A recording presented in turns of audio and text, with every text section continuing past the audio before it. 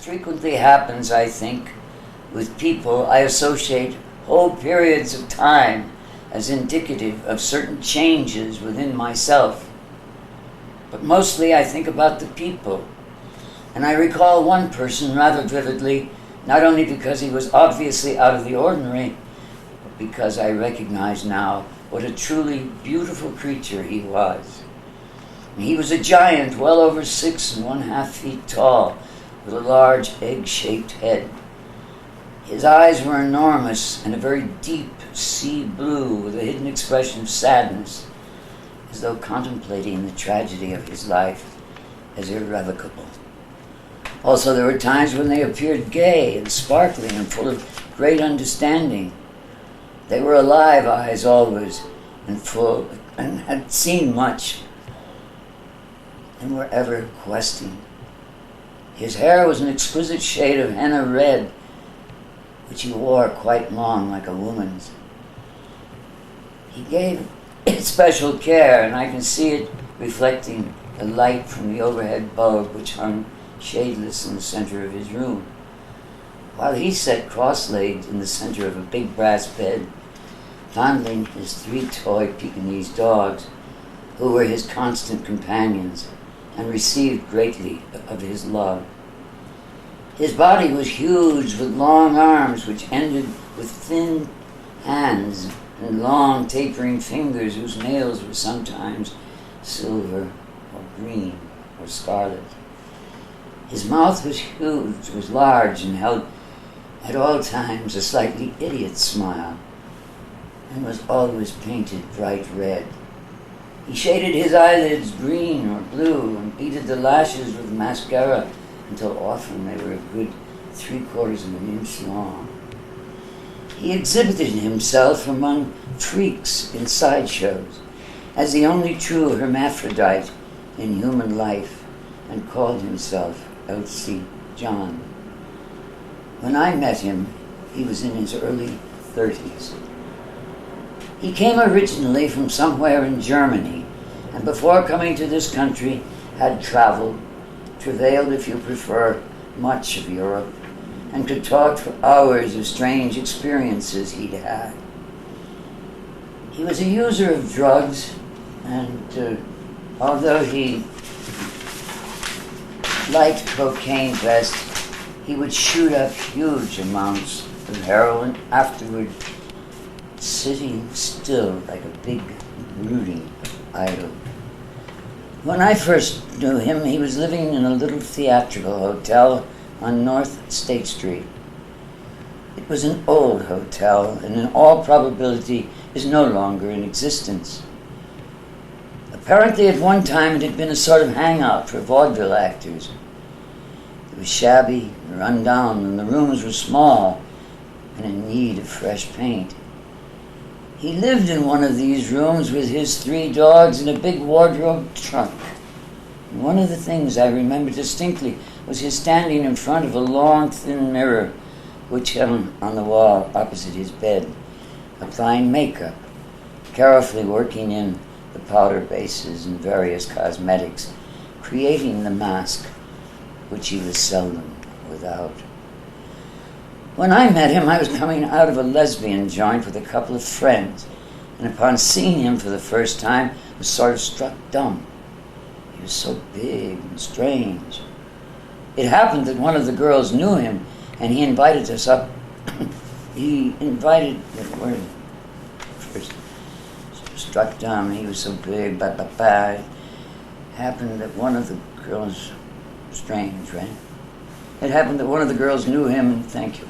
He invited us all up to his room to smoke pot. Tea, it was called in those days. His voice was rather low and pleasant, with a slight accent, which gave everything he said a meaning of its own. When we were leaving, he suggested I come back, and it was not much time until I became a constant visitor and something of a friend.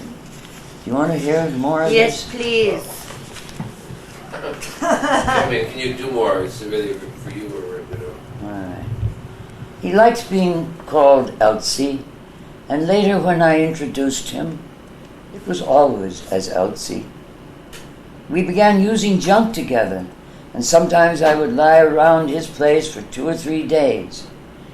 A friend of mine called John, who later was shot to death by narcotic bulls in a hotel while making a junk delivery, they grabbed him as he was handing the stuff over, and he broke free and ran down the hall, and they shot him, joined us, and we became a sort of threesome.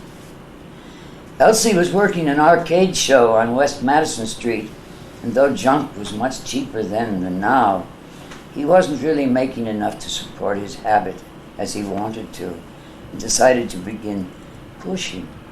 As a pusher, he wasn't much of a success.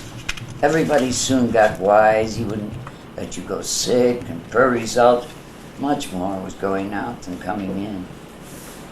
Eventually, one of the cats he'd befriended got caught shooting up, and when asked where he'd score, he turned in Elsie's name.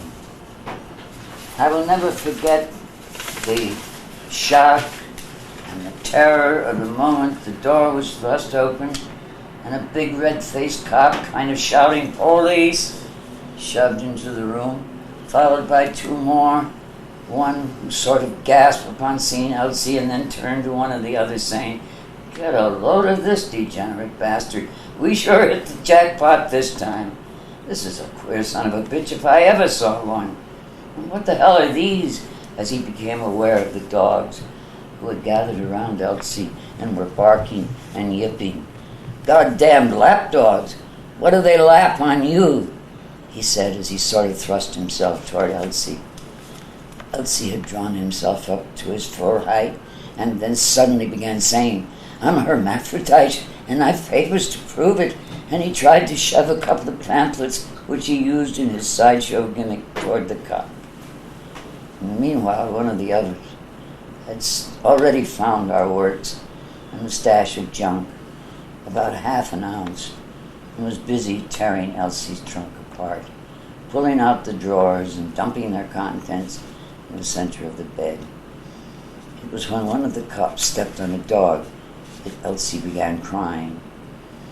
They took us all down to the city jail on South State Street, and since Johnny and I were minors, they let us go the next morning.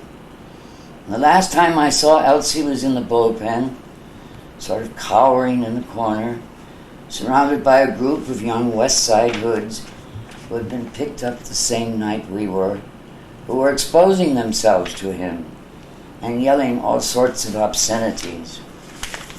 Thank you. Carry on. That's it. No, that's it. That's the story. That's it. What was Johnny's last name? Phillips. John Phillips. I wonder if Donna's still alive. Don't know. Oh, You know, I doubt it somehow. They, I'm sure, yeah. Wouldn't do any good to find out anyway. No, I guess not. One lets sleeping dogs lie. Not me. I haven't woken a few. Remember? Boy, you sure have.